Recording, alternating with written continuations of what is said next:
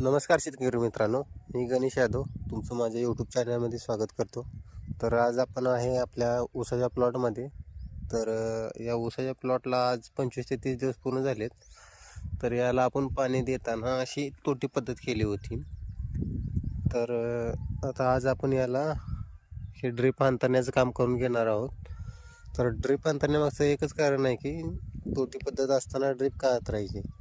तर काय व्हायला, ऊस लहान असल्यामुळं त्याला पाण्याचं प्रमाण जास्त व्हायले आणि लाईट सारखी जात असल्यामुळं ते जिथपर्यंत भिजले तिथपर्यंतच ते पुन्हा पाणी येते व तिथून पुढे भिजायचं राहते. आणि काय यावाले जास्त पाण्यामुळे याला फुटव्याचं प्रमाण कमी व्हायले.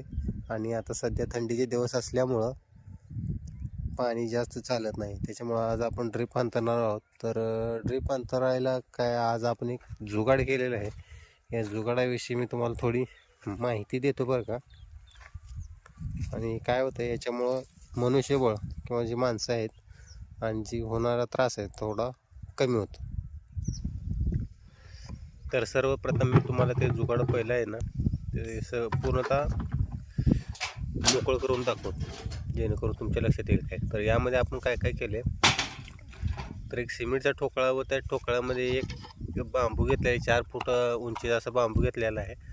तर आणि नंतर 2.5 किंवा 3 इंचीचा पाईप आणि माझ्याकडे प्लॅन शिल्लक होती बरं का, ते अशा पद्धतीने टाकून घ्यायचे जेणेकरून ते बेरिंगचं काम करतील. तुमच्याकडे पत्रा प्लाऊड किंवा एखादा चौकोनी लाकडा तुकडा असेल तर तुम्ही अशा पद्धतीने टाकू शकता. आता आमच्याकडे आम्ही जेव्हा ऑइल बदली करतो तेव्हा अशा प्रकारचे ड्रम आमच्याकडे शिल्लक असतात. किंवा तुमच्याकडे एखादा पाण्याची बाटली असेल तरीसुद्धा त्याचा तुम्ही वापर करू शकता. त्यामुळे काय होतं, याच्यामध्ये बरोबर तो गोलाकार याच्यात बंडल जो गुंडाळलेला असतो तो व्यवस्थितरित्या फिट होतो. व नंतर तुम्ही असं अडकावून त्याला एक्सच्या मदतीनं कट करून घेऊ शकता. व त्यासोबत आलेले कवर किंवा इतरत्र काय असेल प्लास्टिक किंवा एखादा ठिका असेल त्याच्या साह्यानं तुम्ही ते थोडं फिट करून घेऊ शकता, म्हणजे जेणेकरून ते हलणार नाही व व्यवस्थितरित्या फिट होईल. याच्यामुळं काय होतं की जो आपल्याला जे हाताने टाकतो एकानं हातात धरायचं आणि एकानं वाढायचं, त्याच्यामुळं जास्त तिडे पडतात. ते तिडे याच्यातनं पडत नाहीत आणि व्यवस्थितरित्या पाणी जातं व कुठं पिचकलं तर तिथून पुढं पाणी पडत नाही. तर ते तसा प्रकार यात काय होत नाही. तर व्हिडिओमध्ये बघू शकता. तर अशा पद्धतीनं व्यवस्थित एका माणसाच्या साह्यानं त्या हातरलं तरी काय हरकत नाही.